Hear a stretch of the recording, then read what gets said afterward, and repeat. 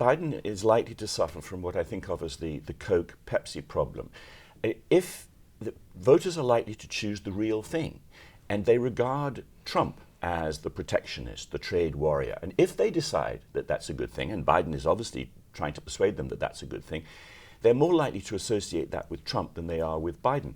Welcome to The Debrief, where we talk with the Washington Examiner's top journalists about the headlines they're covering and where the story's going next. I'm Sarah Bedford, and I'm here with Editor-in-Chief Hugo Gurdon.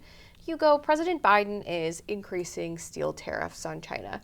What is he doing and why is he doing this? Yeah, he's increasing tariffs not just on steel, but on aluminum, on metals. He's tripling, the headline number is he's tripling steel tariffs to about 25%. Well, that's what he wants to happen.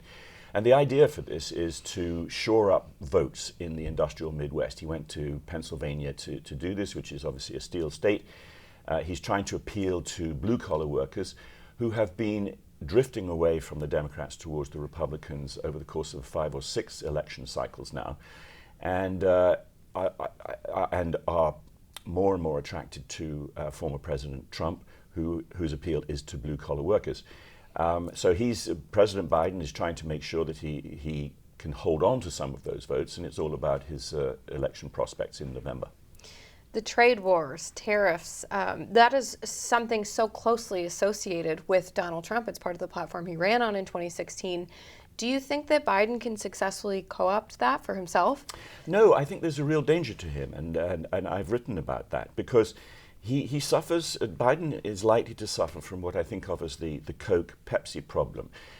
If the voters are likely to choose the real thing, and they regard Trump as the protectionist, the trade warrior, and if they decide that that's a good thing, and Biden is obviously trying to persuade them that that's a good thing, they're more likely to associate that with Trump than they are with Biden. There is a danger in this policy of promoting something which the former president is more associated with. And of course, Donald Trump and his campaign have been very quick to point out that Biden is copying their policies, and indeed Biden has kept in place, even though he's turned over and pushed aside almost all of Biden's other policies, he's kept the tariffs in place that Trump put there.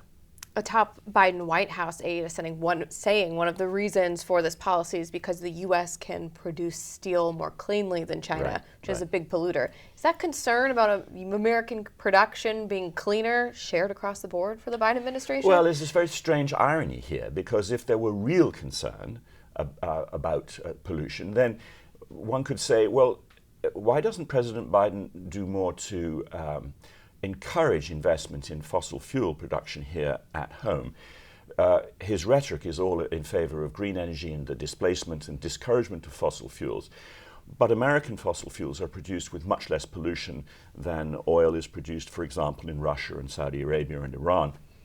And so a lot of the rhetoric from the White House, the green rhetoric, actually increases dirty production overseas rather than encouraging it here. So I think that there is an opportunity for the Republicans and for President Trump in November to point out that here, on the one hand, the administration says it's a bad idea to push production overseas to dirty producers, and yet they're doing exactly that on fossil fuels. Well, Hugo, thank you so much for being here today. You can get more writing from Hugo and the rest of the commentary team at washingtonexaminer.com.